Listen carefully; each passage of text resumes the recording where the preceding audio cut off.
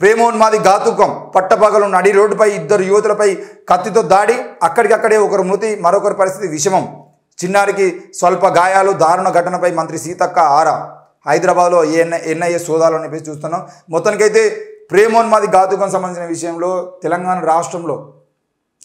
రాష్ట్రంలో విపరీతంగా ఈ ఘాతుకాలు పెరిగిపోతా ఉన్నాయి నిన్నగాక మొన్న భువనగిరిలో ఇద్దరు అమ్మాయిలు ఆత్మహత్య చేసుకుని చచ్చిపోయారని చెప్పి వార్త చూసినా అది ఆత్మహత్య కాదు అది క్లియర్గా హత్య ఆటో డ్రైవర్లు అర్ధరాత్రి పూట హాస్టల్లోకి వచ్చి అక్కడ వార్డెన్ గారితో మాట్లాడడం అవన్నీ మేము చూసినాము అవన్నీ అడిగితేనే మమ్మల్ని చంపిర్రు అంటే వాళ్ళని చంపిర్రు అని చెప్పేసి వాళ్ళ తల్లిదండ్రులు ఆరోపిస్తున్నారు ఇప్పటికీ వాళ్ళకి సమాధానం లేదు ఆనాడు భూమిక ప్రియాంకల హత్యల దగ్గర మొదలుకుంటే ఈ రోజు వరకు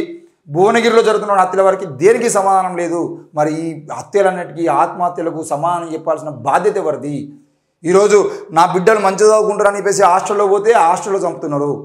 ఈరోజు ప్రేమించకపోతే ప్రేమ పేరుతో చంపుతున్నారు ప్రేమోన్మాదులు ఎందుకు తయారవుతున్నారు ఈ ప్రేమోన్మాదుల విషయంలో ఎన్ని హత్యలు జరుగుతున్నాయి ఆ హత్యల విషయంలో ఏం జరుగుతుంది ఎట్లా జరుగుతుంది మరి ఈ బిడ్డల చావులకి మంత్రులు ఆరాధిస్తారు తర్వాత వాళ్ళ నాయకులు ఎవరైనా కేసును నీరుగారుస్తూ ఉంటారు అసలు ఏం జరుగుతుంది తెలంగాణ రాష్ట్రంలో కనీసం ఎంతో గొప్పగా చెప్పుకున్నటువంటి పోలీసు వ్యవస్థ ఈ తెలంగాణ రాష్ట్రంలో ఒక రెడ్డి బిడ్డ చచ్చిపోతేనేమో అప్పటికప్పుడు ఎన్కౌంటర్లు చేస్తారు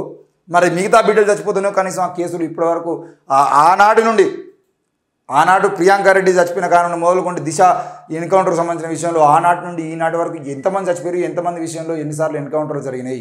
వాటన్నిటి విషయంలో ప్రభుత్వం మాట్లాడాల్సిన అవసరం ఉన్నది మరి ఈ ప్రేమోన్మాదులు పట్టపగలే రోడ్ల మీదకి వచ్చి నరికి చంపేటువంటి వైనం ఏదైతుందో వాటికి సంబంధించిన విషయంలో తప్పకుండా ఇక్కడ లోపం జరుగుతుంది కాలేజీలో చదువుకునేటప్పుడు కానీ లేదంటే డిగ్రీలో పీజీలో చదువుకున్నటువంటి విద్యార్థులు కూడా కనీసం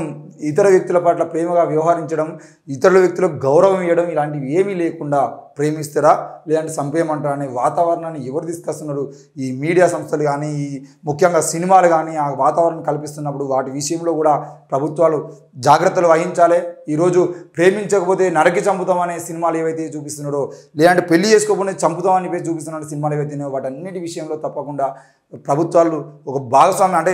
ముఖ్యంగా బాధ్యత తీసుకొని వాటి విషయంలో ముందుకు పోవాల్సిన అవసరం ఉంది మేడిగడ్డలో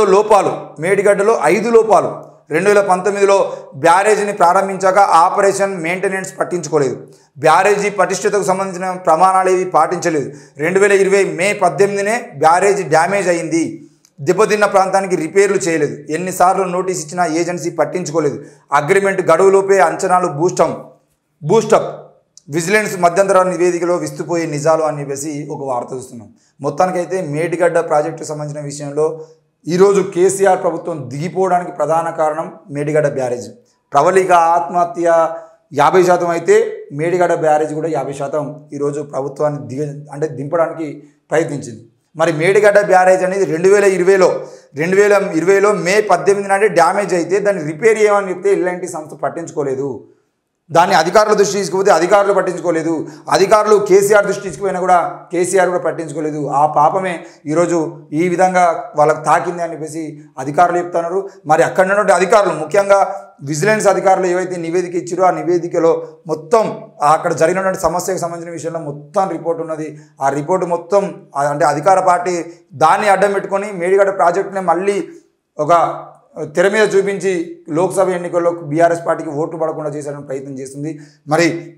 మేడిగడ్డ బ్యారేజ్ సంబంధించిన విషయాన్ని ప్రజలకు తీసుకొస్తున్నాయి అన్యాయం చేసిన వారిని అరెస్ట్ చేయాలి అక్రమాలు చేసిన వారిని అరెస్ట్ చేయాలి అక్రమంగా దోచుకున్న వారిని అరెస్ట్ చేయాలి వాళ్ళ దగ్గర నుండి అక్రమంగా దోచుకున్న డబ్బును మొత్తాన్ని వెనక్కి తీసుకురావాలి అది ప్రభుత్వ బాధ్యత మరి దానితో పాటు ఇక మీరు మేడిగడ్డ బ్యారేజ్ గురించే కూర్చుంటారా మాట్లాడుకుంటా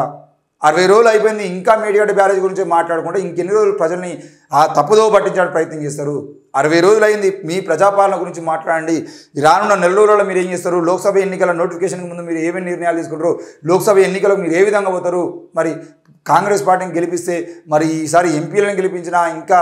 ముందు తీసుకుపోయినా కూడా మళ్ళీ మీరు 5 ఏళ్ల పాటు ఈ మేడిగడ్డ కేసీఆర్ అని చెప్పేసి ఆయననే కలవరించి కూడా కూర్చోవడం కాదు తప్పకుండా తెలంగాణ ప్రజలకు మీరు ఏం చేస్తారో కూడా చెప్పాల్సిన అవసరం ఉంది మేడిగడ్డ బ్యారేజ్లో లోపాలకు సంబంధించిన విషయంలో జరిగిన అన్యాయాల మీద మీరు విచారణ చేస్తూనే అన్యాయాలు చేసిన వాళ్ళందరినీ అరెస్ట్ చేసినప్పుడే దానికి సహకారం అవుతుంది మీరు అరెస్ట్ చేయకుండా కేవలం అన్యాయం జరిగింది అని చెప్పేసి మాత్రం మాట్లాడితే సరైంది కాదు దాని గురించి కూడా ప్రభుత్వం ఆలోచించాలి ఇదే నా బాధ్యత గవర్నర్ ప్రసంగానికి కేసీఆర్ రాలేదంటేనే ఆయన వైఖరి ఏమిటో అర్థమవుతుంది బీఆర్ఎస్ అధినేత కాలం చెల్లిన ఔషధం బీఏసీ భేటీకి అందులోని సభ్యులే రావాలి. రేపు హిమాంశు కూడా వస్తానంటే ఎలా? కాళేశ్వరంపై విచారణకు సిట్టింగ్ జడ్జిని ఇవ్వలేమని హైకోర్టు చెప్పింది. రిటైర్డ్ జడ్జితో విచారణ జరిపించుకోవాలని సూచించింది. కేసీఆర్ గది మార్పు స్పీకర్ నిర్ణయమే మీడియాతో చిట్చాట్లో సీఎం రేవంత్ రెడ్డి. మొత్తానికైతే మాజీ సీఎం కేసీఆర్ కాలం చెల్లిన ఔషధమని గవర్నర్ ప్రసంగానికి రాలేదంటేనే కేసీఆర్ బాధ్యత అర్థమవుతుందని ముఖ్యమంత్రి రేవంత్ రెడ్డి వ్యాఖ్యానించారు. ఆయన గురించి ఆయన పార్టీ గురించి ప్రజలు ఆలోచించడం మానేశారని రేవంత్ తెలిపారు. గురువారం అసెంబ్లీ సమావేశాల అనంతరం రేవంత్ మీడియాతో చిట్చాట్లో ఈ విషయాలను చెప్పారు. మొత్తానికైతే ఆ బీఎస్సీ భేటీకి అందులోని సభ్యులే రావాలి తప్ప హిమాంశు కూడా వస్తా అంటే తీసుకునేది లేదు. మరి అది కేసీఆర్ రావాల్సినటువంటి అవసరం ఉన్నటువంటి క్రమంలో కేసీఆర్ కాకుండా ఇంకోలు పంపిస్తా అంటే కుదరదని చెప్పేసి రేవంత్ రెడ్డి చెప్తున్నాడు. మరి ఏది ఏమైనా ఇసుక అమ్మకాలకు కొత్త పాలసీ తీసుకొస్తాం, అవినీతి దందాపై సీఎం ఆగ్రహం వ్యక్తం చేసిండు. మరి ఇసుక దందాకు సంబంధించిన విషయంలో ఈరోజు ఇసుక దందా అంటే రాష్ట్రంలో ప్రధానంగా తీసుకోవాల్సిన నిర్ణయం ఏంటంటే నేరేళ్ల ఘటన. రేవంత్ రెడ్డి ప్రభుత్వం వచ్చిన తర్వాత నేరేళ్ల బాధితులు మాకు న్యాయం జరుగుతుందేమో అని చెప్పేసి సంతోషపడ్డారు. రేవంత్ రెడ్డి ఆ విషయంలో నేరేళ్ల బాధితులకు ఇప్పటి వరకు 8 ఏళ్ళు 9 ఏళ్ళు పూర్తవుతున్నా కూడా ఇప్పటి వరకు కనీసం ఆ నేరేళ్ల బాధితులకు ఎవ్వరికి న్యాయం చేసినటువంటి పాపాన ప్రభుత్వాలు పోలేదు. దయచేసి ఇప్పటికైనా రేవంత్ రెడ్డి ప్రభుత్వం ఆ నేరేళ్ల బాధితులకు న్యాయం చేయాలి. ఇప్పటి వరకు ఆ నేరేళ్లలో చచ్చిన వాళ్ళు ఎవరెవరు ఎంతమంది చచ్చిపోయారు, ఎందుకు చచ్చిరు, వాళ్ళందరికీ ప్రభుత్వం నష్టపరిహారం చెల్లించాలి. ఇప్పటికీ ఉపాధి కోల్పోయినటువంటి వాళ్ళకి ఆ ఉపాధి కోల్పోయిన వాళ్ళకి ఉపాధి కల్పించాలి, ఉద్యోగాలు కల్పించాలి. తప్పకుండా నేరేళ్ల బాధితుల్ని మొత్తం ఆదుకోవాల్సిన బాధ్యత కాంగ్రెస్ ప్రభుత్వమే ఉంది. ఇసుకకు సంబంధించిన విషయంలో మీరు ఏ నిర్ణయం తీసుకున్నా, నేరేళ్ల బాధితులకు న్యాయం చేయకుండా మీరు ఏ నిర్ణయం తీసుకున్నా అది మీ ప్రభుత్వంలో ఉన్నటువంటి మంత్రుల కోసం మళ్ళీ కొత్త పాలసీలు తీసుకొచ్చి ఆ కొత్త పాలసీల ప్రకారం ఇసుక దందా మీరు చేయడం కోసమే తప్ప ఇది ప్రజల కోసం కాదనే విషయం ప్రజలు అర్థం చేసుకుంటారు. మీరు ఒకవేళ నిజంగానే న్యాయం చేయాలనే ఆలోచన కనుక మీకు ఉండేది ఉంటే ఈ ఇసుక దందాలో ఇప్పటివరకు అన్యాయానికి గురైనటువంటి నేరేళ్ల బాధితుల్ని మీరు ముందుగా ఆదుకోండి. ఆ తర్వాత మీరు ఇసుక దందాకు సంబంధించిన విషయంలో ఏ పాలసీ తీసుకుంటారో అది ప్రజా పాలసీనా లేదంటే ప్రజల పాలసీ కాకుండా మీ సొంత పాలసీలు అయితే అని చెప్పేసి ప్రజలు అర్థం చేసుకుంటారు. దయచేసి నేరేళ్ల బాధితులకు న్యాయం చేయాల్సిన బాధ్యత కాంగ్రెస్ ప్రభుత్వం మీద ఉంది.